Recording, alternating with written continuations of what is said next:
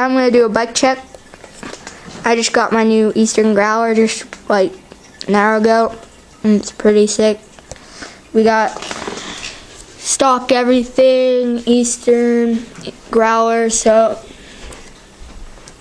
it has all its reflectors on still, cause yeah, I like the seat. I'm gonna take off the reflectors and do it sometime.